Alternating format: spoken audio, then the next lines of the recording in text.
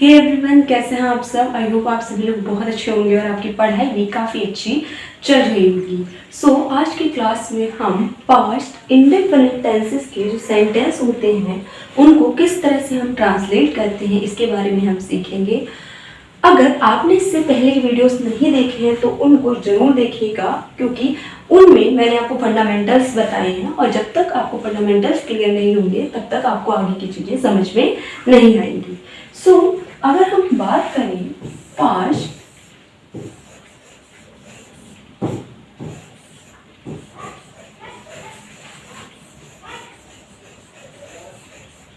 Indefinite tense की, मैंने आपको बताया था इंडेफिनिट टेंस की जो हिंदी होती है वो क्या होती है, ता, ती या फिर ते। ऑलराइट, क्योंकि हम यहाँ पर पास्ट की बात कर रहे हैं तो हो जाएगा ता था, ती थी या फिर ते थे। बेसिकली ये तो हो गई हमारी पहचान, लेकिन मैं आपको एक और बात बता दूं कि आपको जो सेंटेंसेस दिए जाएंगे आपकी स्टोरीज में, उसमें जो पास्ट इंडेफिनिट टेंस के सेंटेंसेस होते हैं, रेयरली ऐसा कोई सेंटेंस होगा जिसमें आपको ता था, ती थी या फिर ते थे ये पहचान देखने को मिलेगी। जनरली क्या होता है, जो पास्ट इंडेफिनिट के सेंटेंसेस होते हैं उनमें आपको एंड में आ, ई या फिर ए देखने को मिलता है।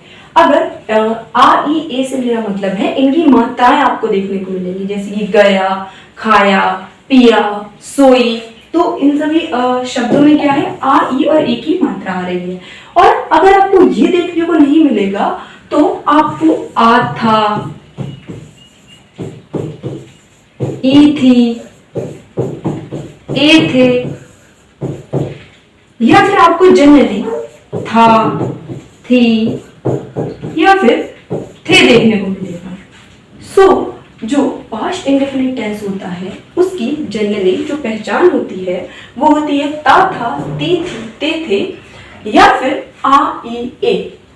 सेंटेंसेस में जनरली ऐसा देखा गया है कि आपको ता था, ती थी, ते थे के सेंटेंसेस बहुत ही कम दिए जाते हैं।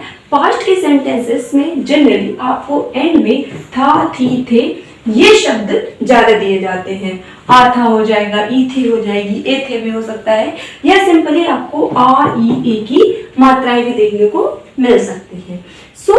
आप एक चीज याद रखिएगा कि जो पास्ट के सेंटेंसेस होते हैं उनके एंड में आपको था देखने को जरूर मिलेगा, या फिर एक आ की मात्रा, ई की मात्रा और ए की मात्रा देखने को जरूर मिलेगी। इस तरह से हम पता कर सकते हैं कि जो हमारा सेंटेंस है वो किस टेंस का सेंटेंस है। ऑलराइट, अगर मैं बात करूं पास्ट इंडेफिनिट टेंसेस के स्ट्रक्चर की, हमेशा याद रखना यहाँ पर हम वर्ब की सेकेंड फॉर्म का यूज करते हैं और ये मैंने आपको फंडामेंटल्स में बताया था। एंड देन ऑब्जेक्ट,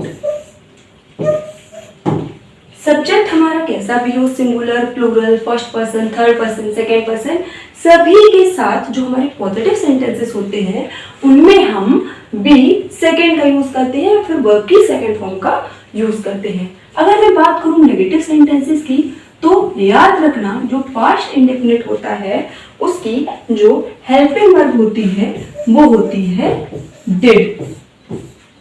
डिड जो होती है वो पास्ट इंडेफिनिट की हेल्पिंग वर्ब होती है। सब्जेक्ट के बाद हम हेल्पिंग वर्ब लगाते हैं तो हम लगा देंगे डिड। और मैंने क्या बताया था, नॉट कहाँ लगाते हैं, सेकेंड के बाद नॉट लगाते हैं। फर्स्ट नंबर पर हमारा सब्जेक्ट हो गया, सेकेंड नंबर पर हमारा डिड हो गया, देन अब हम नॉट कहाँ लगाएंगे, सेकेंड के बाद, यानी कि इस डिड के बाद। इसी वजह से जो पास्ट इंडेफिनिट के नेगेटिव सेंटेंसेस होते हैं उनमें हम डिड नॉट का यूज करते हैं। देन एक और चीज याद रखिएगा, जब सेंटेंस में डिड आ जाता है तो वहां पर हमेशा वर्ब की फर्स्ट फॉर्म का यूज किया जाता है। जनरली जो हमारे पॉजिटिव सेंटेंसेस होते हैं उनमें हम वर्ब की सेकेंड फॉर्म का यूज करते हैं, लेकिन अगर सेंटेंस हमारा नेगेटिव होगा तो वहां पर हम डिड लगा देंगे और वर्ब की फर्स्ट फॉर्म का यूज करेंगे। अगर सेंटेंस में डिड दिया जाएगा तो हमेशा याद रखना वहां पर वर्ब की फर्स्ट फॉर्म का यूज किया जाता है। Alright, and then object.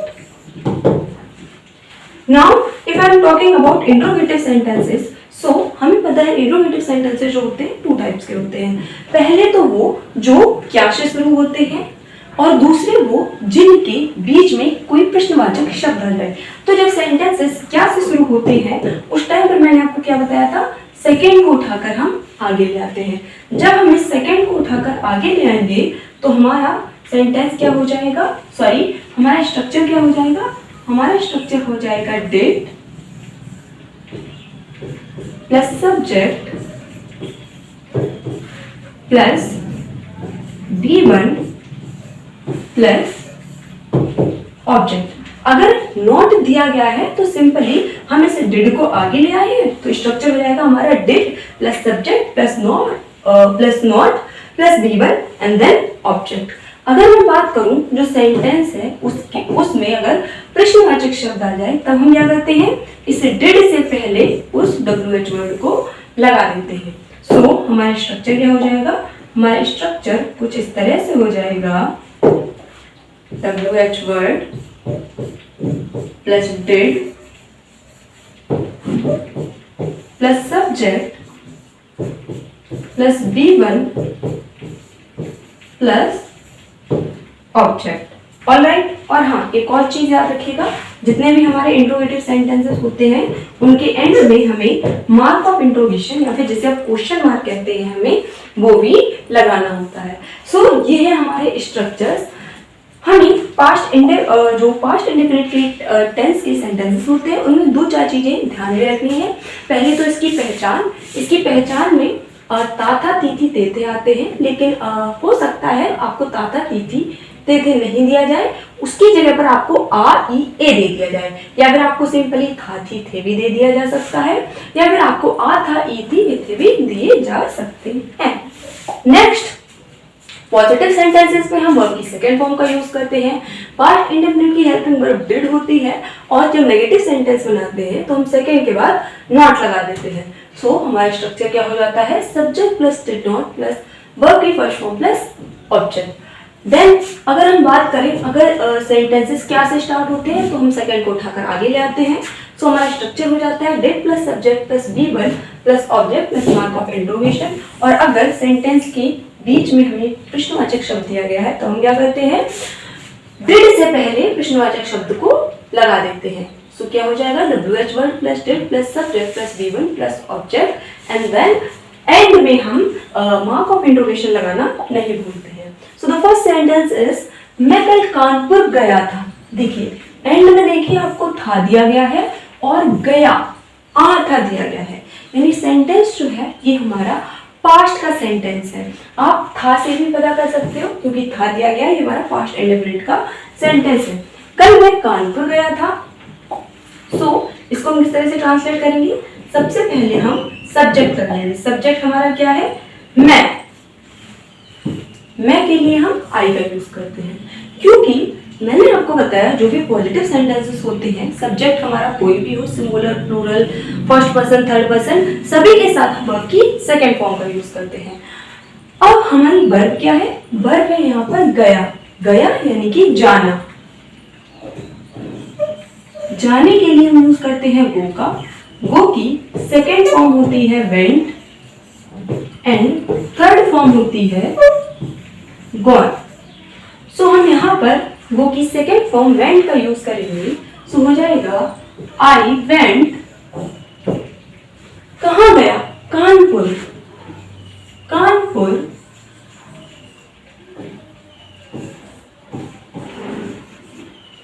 कब गया, कल। देखिए कल के लिए हम दो स्पेलिंग्स होती है, दो शब्द होते हैं हम उनका यूज करते हैं। एक होता है हमारा टुमारो, एक होता है हमारा इस टुमारो का मतलब होता है आने वाला कल, एंड यस्टरडे का मतलब होता है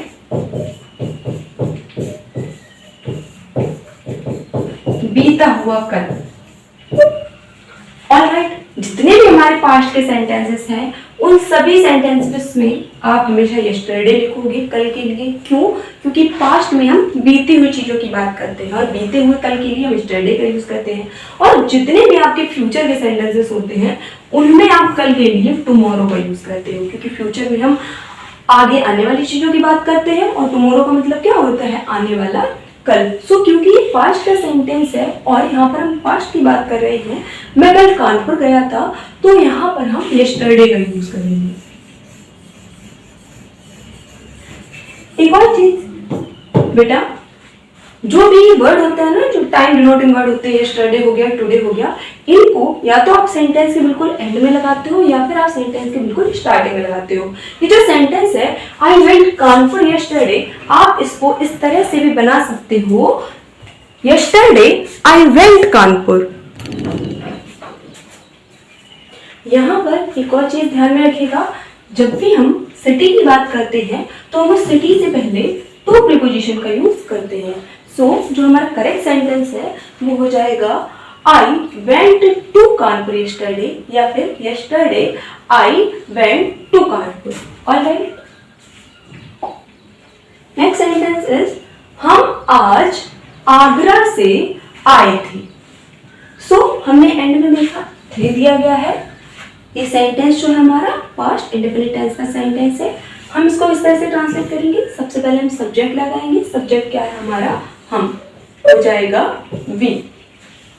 अब हम वर्ब देखेंगे। वर्ब को देखने के लिए हम पीछे जाएंगे। आने, आने के लिए हम कम का यूज करते हैं और कम की जो सेकेंड फॉर्म होती है वो होती है केम एंड थर्ड फॉर्म होती है कम। यहाँ पर हम वर्ब की सेकेंड फॉर्म का यूज करेंगे। सेकेंड फॉर्म है हमारी केम। हो जाएगा वी केम। कहां से आए हैं? आगरा से आए थे।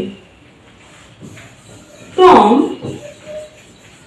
आगरा। देखिए, कहीं से जब हम आते हैं वहां तब हम उस सिटी के साथ फ्रॉम का यूज करते हैं। जैसे कि मैं अगर कोई सेंटेंस ये बोले कि मैं आगरा से हूं, तो वो कहेगा आई एम फ्रॉम आगरा। इसी तरह से हम आज आगरा से आए थे। We came from Agra today. आज तो हो जाएगा today. Alright, next sentence is तुमने कल क्रिकेट मैच खेला था।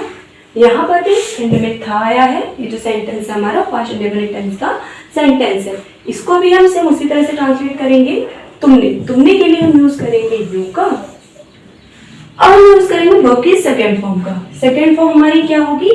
खेलना। देखिए, सबसे पहले हम जब वर्ब हमें पता करनी हो किसी भी सेंटेंस में, खासकर हिंदी के सेंटेंस में, तो हम पीछे जाते हैं, और अगर इंग्लिश के सेंटेंस में हमें वर्ब पता करनी हो तो हम आगे देखते हैं। वर्ब है हमारे यहाँ पर खेलना।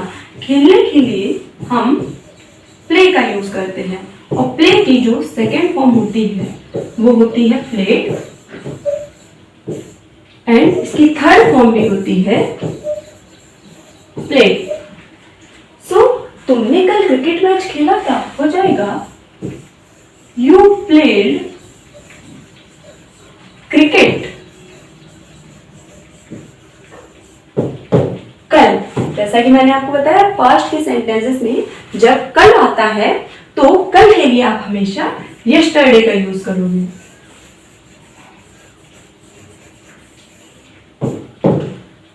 करेक्ट सेंटेंस इज तुमने कल क्रिकेट मैच खेला था। You played cricket yesterday. Cricket match ये पूरा एक ही है, आपको मैच अलग से लिखने की जरूरत नहीं है, आप क्रिकेट ही सिंपली लिख सकते हो। ऑलराइट, नेक्स्ट सेंटेंस इज उन्होंने तुम्हारी सहायता की थी आया है, यानी सेंटेंस जो हमारा पास्ट का है। सब्जेक्ट हमारा क्या है? सब्जेक्ट है हमारा उन्होंने। उन्होंने के लिए मैंने आपको बताया था हम इसका यूज करते हैं। उन्होंने के लिए हम दे का यूज करते हैं। दे। अब यहां पर वर्ब हमारी क्या है? सहायता करना। सहायता करने के लिए हम इसका यूज करते हैं, हम यूज करते हैं हेल्प का। और क्योंकि हम यहाँ पर वर्ब की सेकेंड फॉर्म का यूज करते हैं, तो जो हेल्प होता है उसकी सेकेंड फॉर्म होती है हेल्प, और थर्ड फॉर्म भी क्या होती है? हेल्प। यहाँ पर हम हेल्प का यूज करेंगे। दे हेल्प, तुम्हारी सहायता, यू, उन्होंने तुम्हारी सहायता की थी। सिंपली इसका ट्रांसलेशन क्या हो जाएगा, they help you. Next sentence is, माता जी ने गंगा में स्नान किया था आया है एंड में, यानी कि हमें पता चल गया ये जो सेंटेंस हमारा पास्ट इंडेफिनिट का सेंटेंस है। सब्जेक्ट है हमारा माता जी, तो हो जाएगा मदर। अब हम वर्ब लगाएंगे, वर्ब है हमारी स्नान करना। स्नान करने के लिए हम बात का यूज करते हैं, या फिर आप टेक बात का भी यूज करते हैं। ठीक है, तो यहां पर अगर आप टेक बात लिखोगे तो आपको टेक की सेकेंड फॉर्म लगानी होगी, और टेक की जो सेकेंड फॉर्म होती है वो होती है टुक, एंड थर्ड फॉर्म होती है टेकन। सो अगर आप टेक बात का यूज करोगे तो हो जाएगा मदर टुक बात, कहां पर, गंगा जी में, इन द गंगा।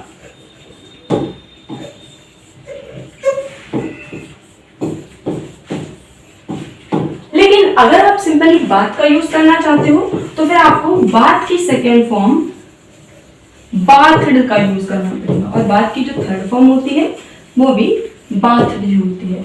तो इस सेंटेंस को हम दो तरह से बना सकते हैं, एक तो हम टेक बात का यूज करके, दूसरा केवल हम ओनली बात का यूज करेंगे। तो हमारा सेंटेंस कुछ इस तरह से हो जाएगा, मदर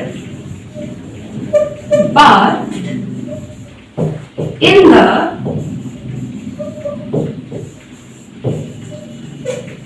गंगा। ऑलराइट, माता जी ने गंगा जी में स्नान किया था। Mother took bath in the Ganga, या फिर mother bath in the Ganga. अब आप माता जी हो गया तो जी आपको अलग से लगाने की जरूरत नहीं है। हिंदी में हम रिस्पेक्ट देने के लिए जी बोलते हैं, गंगा जी को रिस्पेक्ट देने के लिए जी बोलते हैं, लेकिन इंग्लिश में जब आप लिखोगे तो आपको अलग से जी लिखने की जरूरत नहीं होती है, आप सिंपली उनका नेम लिखते हो। ऑलराइट, नेक्स्ट सेंटेंस इज, पिताजी आज दफ्तर गए थे आया है एंड में, यानी कि जो सेंटेंस है हमारा पास्ट इंडेफिनिट टेंस का सेंटेंस है। हम इसको इस तरह से ट्रांसलेट करेंगे, हम कुछ इस तरह से इसको ट्रांसलेट करेंगे, पिताजी। तो पिताजी के लिए सिंपली हम फादर का यूज करेंगे।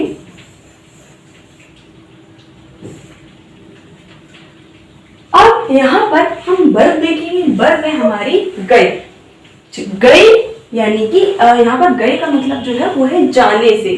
तो अभी मैंने आपको बताया था, जाने के लिए हम गो का यूज करते हैं, सेकेंड फॉर्म होती है इसकी वेंट, एंड थर्ड फॉर्म क्या होती है, थर्ड फॉर्म होती है इसकी गॉन। सो पिताजी आज दफ्तर गए थे, इसके लिए हम सबसे पहले वर्ब का यूज करेंगे, और वर्ब है हमारी जाना। जाना के लिए हम गो का यूज करते हैं, और गो की सेकेंड फॉर्म क्या है, वेंट। सो यहाँ पर हम वेंट का यूज करेंगे। फादर वेंट टू, कहाँ गए हैं, दफ्तर। दफ्तर को इंग्लिश में बोलते हैं ऑफिस। आज के लिए हम टुडे का यूज करेंगे। ऑलराइट, पिताजी आज दफ्तर गए थे, father went to office today. Alright, next sentence is, इन लड़कों ने अपना कार्य किया था आया है, सेंटेंस पास्ट का है। देखिए पास्ट के सेंटेंसेस होते हैं काफी इजी होते हैं।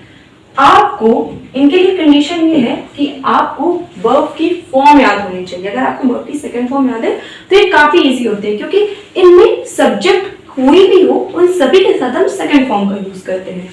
सो हो जाएगा, इन लड़कों ने, दीज बॉयज।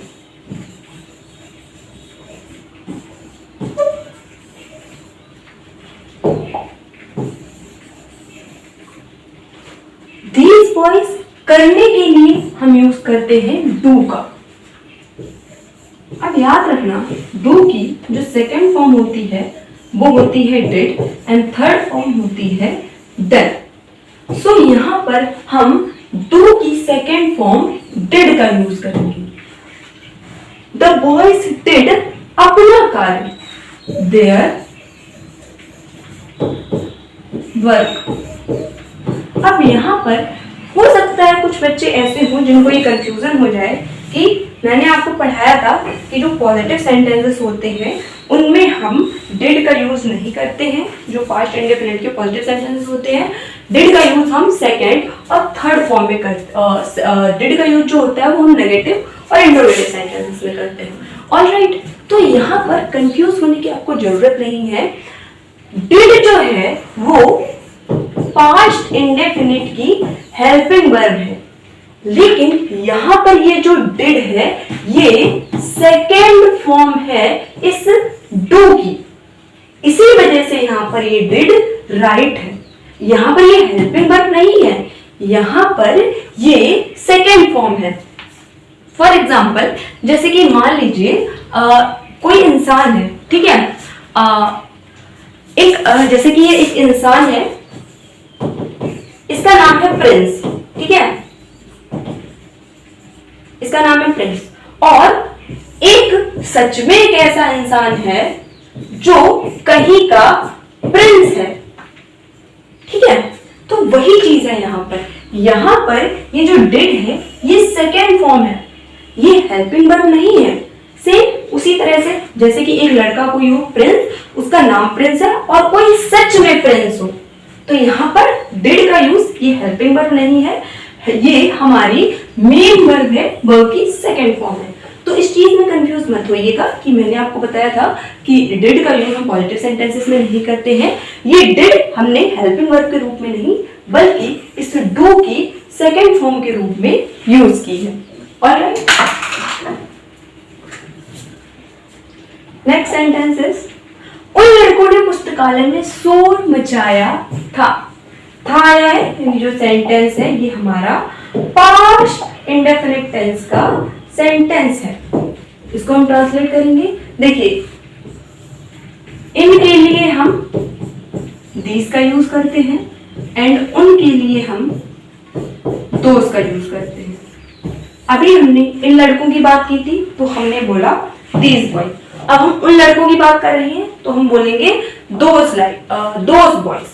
यहाँ पर ये जो इन लड़के और उन लड़के हैं ना, ये है और वह की तरह है, सॉरी ये और वे की तरह है। ये जो इन है ना ये ए हो जाएगा और ये उन है ना ये वे हो जाएगा। और इस चीज को याद रखा तो नोटबुक पे नोट कर लेना।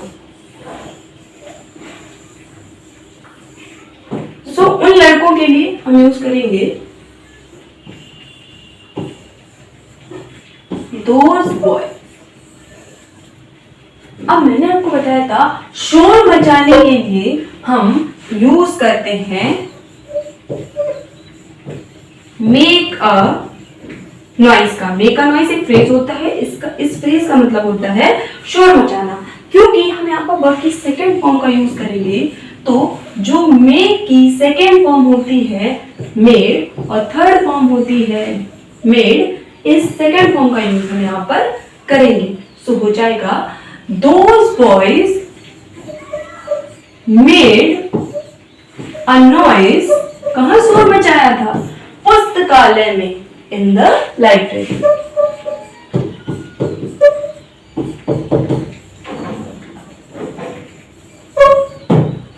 So उन लड़कों ने पुस्तकालय में शोर मचाया था। Those boys made a noise in the library। आज जोर से बारिश हुई थी आया है सेंटेंस में, यानी कि ये पास्ट का है। अब यहाँ पर एक और चीज याद रखिएगा, मैंने आपको बताया था जब भी हम मौसम से रिलेटेड चीजों की बात करते हैं, टाइम से रिलेटेड बात करते हैं, तो वहां पर हम इट को as a pseudo subject use करते हैं। तो ये जो सेंटेंस है इसमें भी हम इट का यूज करके इस सेंटेंस को हम ट्रांसलेट करेंगे। सो आज जोर से बारिश हुई थी तो हो जाएगा इट। यहाँ पर वर्ब हमारी क्या है? बारिश होना। बारिश होने के लिए हम रेन का यूज करते हैं। रेन की सेकेंड फॉर्म हो जाएगी रेन और थर्ड फॉर्म में होती है इसकी रेन्ड। सो हम यूज करेंगे रेन्ड का। इट रेन्ड। अब जोर से के लिए हम हेवली का यूज करते हैं। इट रेन हेवली कब? आज, टुडे। यहां पर एक जोर से बारिश होने के लिए एक फ्रेज होता है, कैट्स एंड डॉग्स, या फिर कैट एंड डॉग भी बोलते हैं। तो कैट्स एंड डॉग्स का मतलब होता है जोर से बारिश होना। ऑलराइट, कैट्स एंड डॉग का मतलब बिल्ली और कुत्ते नहीं होता है, कैट्स एंड डॉग एक फ्रेज होता है जिसका मतलब होता है जोर से बारिश होना। आप इस सेंटेंस को इस तरह से भी बना सकते हो, it rain cats and dogs today. इसका मतलब ये नहीं होता है कि आज कुत्ते और बिल्लियां बरस रही हैं। इसका मतलब होता है कि आज बहुत तेज से, बहुत जोरों से वर्षा हुई थी। राम के भाई ने मेरी पुस्तक चुराई थी आया है एंड में, यानी सेंटेंस जो है ये हमारा पास्ट का सेंटेंस है। राम के भाई ने, राम के भाई को हम किस तरह से लिखेंगे? राम्स ब्रदर। देखिए, जब भी हम किसी नाउन के साथ अपॉस्ट्रोफी एस लगा देते हैं तो इसकी जो हिंदी होती है वो होती है का, की या फिर के।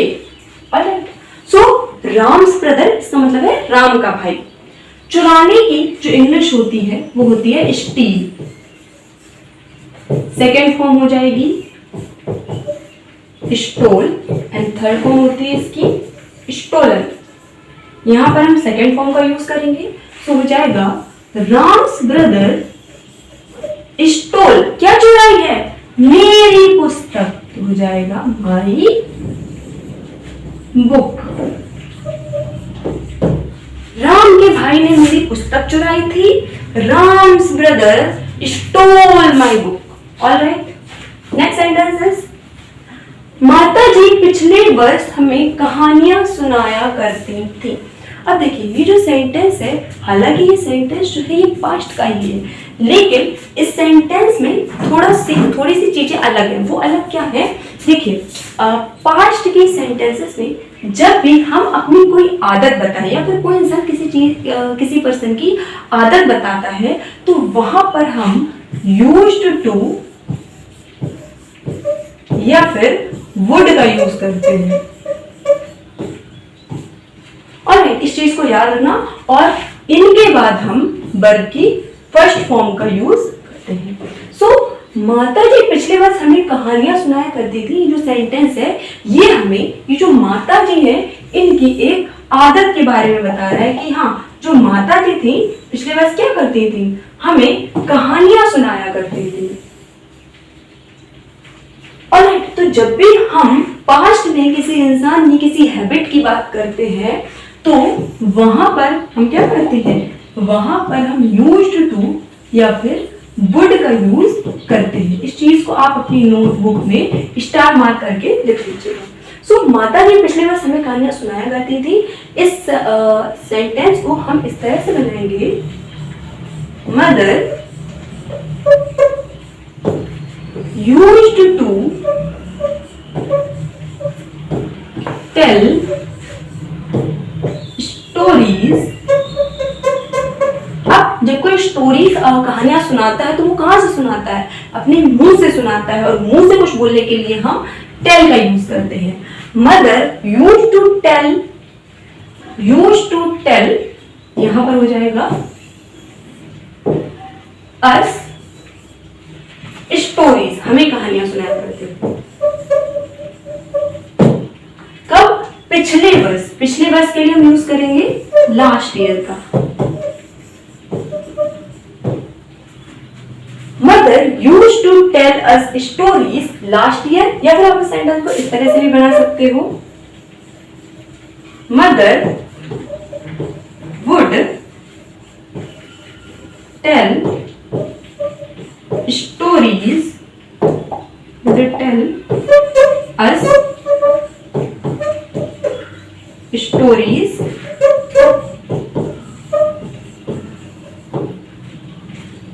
Last year. सो जब भी हम सेंटेंस में आदत दिखाते हैं, किसी पास्ट की हम कोई अपनी आदत बताते हैं, अगर किसी पर्सन की आदत बताई जाती है तो उन सेंटेंसेस को यूज टू या फिर वुड की हेल्प से हम बनाते हैं और वहां पर वर्ब की फर्स्ट फॉर्म का यूज करते हैं। सो माता जी पिछले वर्ष हमें कहानियां सुनाई करती थी। Mother use to tell us stories last year, या फिर mother would tell us stories last year. Alright, next sentence है पिताजी सुबह के समय प्रतिदिन टहलते थे। अब यहाँ पर क्या है, इस सेंटेंस को आप चाहे नॉर्मली बना सकते हो या फिर आपको मैंने ये रूल बताया था, आप इस रूल के अकॉर्डिंग भी बना सकते हो। अगर हम यहाँ पर आदत प्रकट करेंगे तो यूज टू का यूज करेंगे, हम सिंपल नॉर्मली बोल रहे होंगे तो सिंपली हम पास्ट की हेल्प से बनाएंगे। सो पिताजी सुबह के समय प्रतिदिन टहलते थे, इसको हम कुछ इस तरह से बनाएंगे, father used to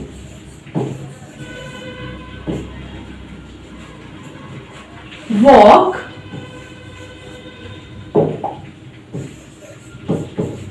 daily in the morning.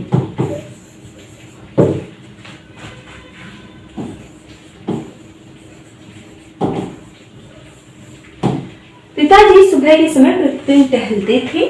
Father used to walk daily in the morning. Next sentence is तुम कल आगरा नहीं गए थे। अब इस सेंटेंस में पहली चीज तो थे आया है, हमें पता चल गया ये जो सेंटेंस है ये हमारा पास्ट का सेंटेंस है, लेकिन इसके अलावा हमें सेंटेंस में नहीं भी दिया गया है।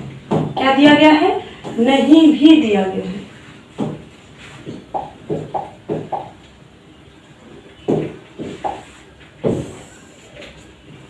सो इस सेंटेंस को किस तरह से ट्रांसलेट करेंगे? इसको हम डिड नॉट की हेल्प से ट्रांसलेट करेंगे। सो सबसे पहले हम सब्जेक्ट लिखेंगे यू के बाद हम क्या लगाते हैं? डिड लगाते हैं, और क्योंकि नेगेटिव है तो डिड के बाद फर्स्ट नंबर पे यू है, सेकेंड नंबर पे डिड है, थर्ड नंबर पे हम नॉट लगा देंगे सेकेंड के बाद। Alright, you did not. अब मैंने आपको क्या बताया था, जब भी हम सेंटेंस में डिड का यूज कर देते हैं वहां पर हम वर्ब की फर्स्ट फॉर्म का यूज करते हैं। यहां पर क्या है? गए। गए यानी कि जाना, जाने के लिए हम गो का यूज करते हैं।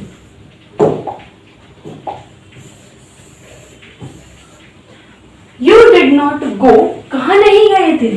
टू आगरा। और यहां पर आया है कल। मैंने आपको बताया था जब पास्ट के किसी सेंटेंस में कल आता है तो वहां पर हम यस्टरडे का यूज करते हैं। ऑलराइट, तुम कल आगरा नहीं गए थे। You did not go to Agra yesterday. Next sentence is हम आज स्टेशन नहीं गए थे। इस सेंटेंस में भी हमारा नॉट हमें दिया गया है तो हम नहीं दिया गया है, इस सेंटेंस में हम इसको डिड नॉट की हेल्प से बनाएंगे।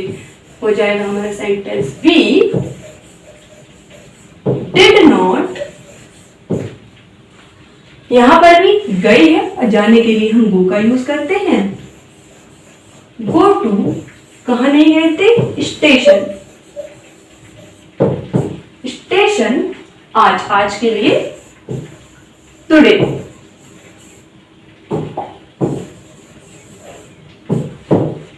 हम आज स्टेशन नहीं गए थे। We did not go to station today.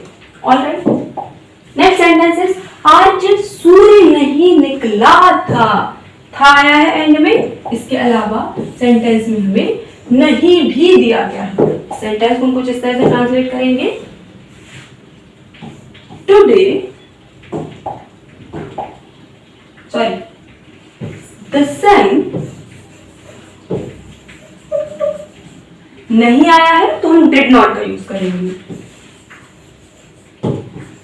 Did not, निकलने, निकलने के लिए हम राइज का यूज करते हैं। राइज आज यानी कि टुडे। आज सूर्य नहीं निकला था। The sun did not rise today. Next sentence is उस लड़की ने सफेद हाथी कभी नहीं देखा। अब यहां पर देखिए कभी नहीं आया है, और जब सेंटेंस में कभी नहीं आ जाता है तो हम इसको थोड़ा सा अलग कभी नहीं के लिए देखिए, पहली चीज तो कभी नहीं के लिए हम नेवर का यूज करते हैं। और ये सेंटेंस में नेवर आ जाता है तो वहां पर हम क्या करते हैं, सेंटेंस को जैसा हम नॉर्मली बनाते हैं वैसा बनाएंगे। तो कुछ टाइम के लिए आप मान लीजिए कभी नहीं दिया गया, अब आप इस सेंटेंस को बनाइए। उस लड़की ने सफेद हाथी देखा, तो आप इसको किस तरह से बनाओगे, दैट गर्ल सॉ, देखने के लिए सी का यूज करते हैं, सी की second form saw, a white